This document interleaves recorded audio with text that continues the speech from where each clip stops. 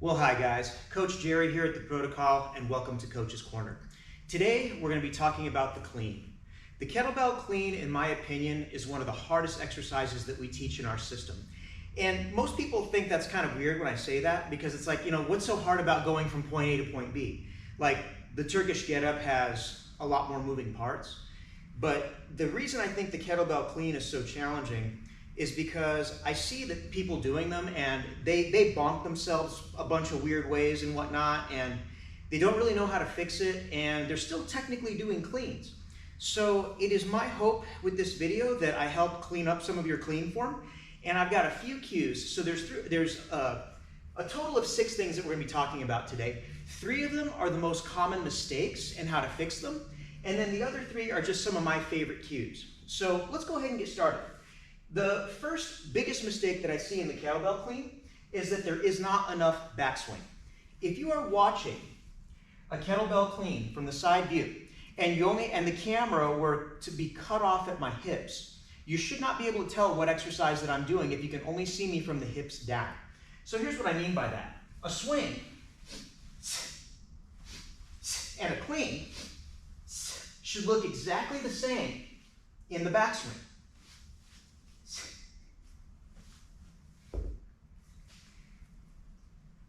The second biggest mistake that I see is people letting the kettlebell go out too far. A clean is tight. It's like zipping up a jacket. You keep the bell really close to you. I'm not going to demonstrate with a bell this heavy, but if I take one of these lighter ones, I'm not doing it by the way because it hurts. If I take this bell and if I'm trying to do a clean and I let it go out too far and then try to do a clean, boom, whacks the back of the arm, doesn't feel good. What we should be doing instead is, as it comes up out of that position, bring the hips up and keep the bell really, really close to the body. When you let it out, you can let it arc out a little bit more, so because you don't want to drop it straight down because it's going to pull you down into a squat, and we don't want that. But if you let it arc out, the arm still stays trapped, like the bicep stays glued to the rib cage when you let that out. I got a nifty cue for that I'm going to show you here in just a moment. So that's the second biggest mistake that we see, is letting the kettlebell go out too far, either on the way up or on the way down. So don't let that happen. The third biggest mistake that I see in the kettlebell clean is what I call a death grip. Usually when people see kettlebell training for the first time and they see cleans or snatches, they're watching it going, okay, how is that just not bonking the back of your arm and just making you all black and blue? Part of the reason it doesn't do that with an experienced practitioner, is what Dan John calls armor building. If you haven't played volleyball in years and you go and play volleyball, you're going to be black and blue here from hitting the ball. But if you play volleyball all the time, you don't get black and blue anymore. So there is a bit of an adaptation. But also, the way you turn your kettlebell over has a huge impact. And sometimes when people are new, they think, if I just death grip this handle really, really hard, I can control how hard it's going to turn over and hit me. You don't want to do that. It's going to chew up your hands when you do a bunch of reps. So one of the cues that I like to teach is, when you're doing a kettlebell clean, I should be passing the kettlebell here from the hooks of my fingers to the base of my hand. So in other words, the center part of my hand never sees a lot of contact from the handle unless I'm working with very heavy weight where the handle is so fat I just can't control that. So in the backswing, I've got the hooks of my fingers. When I pop the bell up, I'm going to spear my hand through and catch it in the base of the hand. So it looks like this.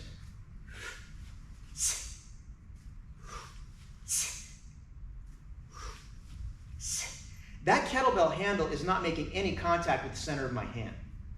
And by not death gripping, the bell is just naturally turning over, and it's not giving me a lot of bonk.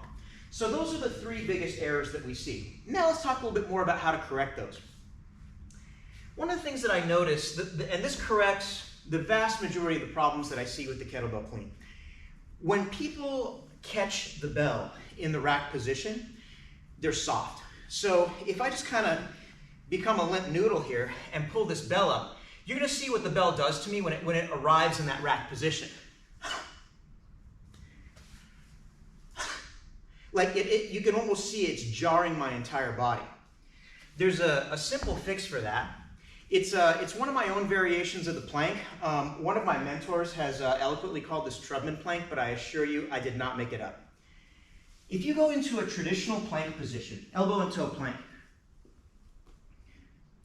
get your abs and your glutes, pull your shoulders down and engage your lats, and then slowly walk forward until your fists are sitting right here, just right at the, just underneath your chin, but you're still maintaining tension and hovering just a few inches off the ground. If you pause this video and try that for a few seconds, you're going to see that's a much more challenging plank than your traditional elbow and toe plank. The bad news is it's a lot harder. The good news is in a clean, you're only holding that for the blink of an eye. So when I get into, when I'm pulling my bell back to come into the clean position, right as it's coming up and it's about to arrive in the rack position, the finished position, I'm going to make that plank. And so instead of it just bonking me, it's going to, instead of running into a limp noodle, it's going to run into a brick wall. So it looks like this.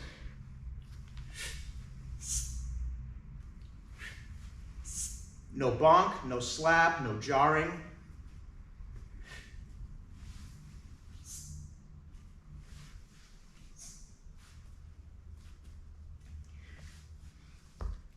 That alone is going to resolve a lot of the issues that you feel at the top of the clean position.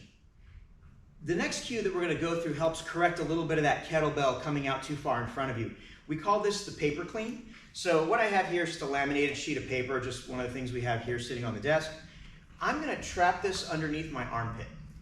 I should be able to comfortably do kettlebell cleans and never lose my piece of paper. Looks like this. The pickup is a little awkward, but once it's up,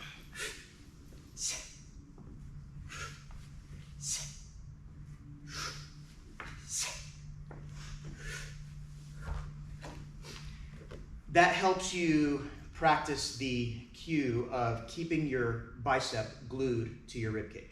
And the last cue that we're going to talk about today is what I call the two walls. Now, for the purpose of filming, I thought I'd have a little more fun. Instead of having actual walls here, I stacked up a couple of these foam rollers. So I'm just going to turn my body instead of turning the camera. You want to imagine that you could do kettlebell cleans in front of two different walls. So the first wall that we're going to talk about is the wall that's in front of us. I've got my kettlebell here on the ground. I'm about to reach back here and do a set of cleans. I'm fairly close to this wall. I should be able to comfortably clean this kettlebell without any risk of my bell bonking into the wall.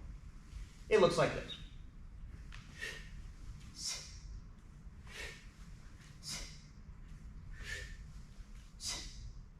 So that's wall number one. It's the one in front of you. The second wall, I'm going to set the edge of my foot right up against my wall that's over here on my right. Again, I should be able to clean this kettlebell and have zero risk of the ball of my bell hitting this wall.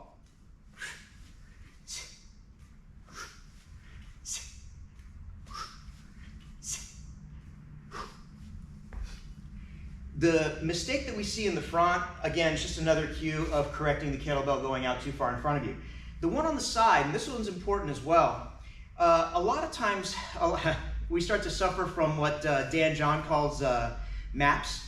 It's middle-aged pull-up syndrome. It's where your elbows start to hurt from doing a lot of pull-ups. There's a pretty simple one-step plan to pissing off your elbows, and that's torque. Elbows do not like don't like torque.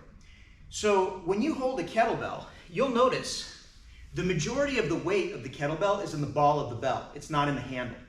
So as these kettlebells get bigger and bigger, the weight is sitting over here. So if I catch my bell here, I am putting a lot of torque on this joint, because normally, like if it was a barbell or a dumbbell, I would actually want my elbow directly underneath my fist. In a kettlebell, I don't want that because there's so much weight on this side, it's pulling me out into this position. If you're constantly catching your cleans out here, what ends up happening most of the times, it looks more like this. So for a second, it kind of went out. You do that too many times, you're going to start to feel pain in the elbow. So instead, you come in slightly, not too much, but just enough to kind of have the ball of that bell be more over the center of gravity. I've also seen it explained that if somebody were to come over here and push down on the bottom of my bell, if I'm in the correct position, they're just pushing me down into the rack. Nothing happens. If I'm out here and you push down on my bell, you're going to take me to the ground. So correcting this position is very helpful, not only for your elbow, but for your general technique as well. So guys, those are the 6 things that I wanted to cover in this video. I was hoping to make it quick. I hope this helps your kettlebell training. If you'd like more information about kettlebell training or barbell or anything that we do here at the protocol, follow the links in the description. We'll see you again next time.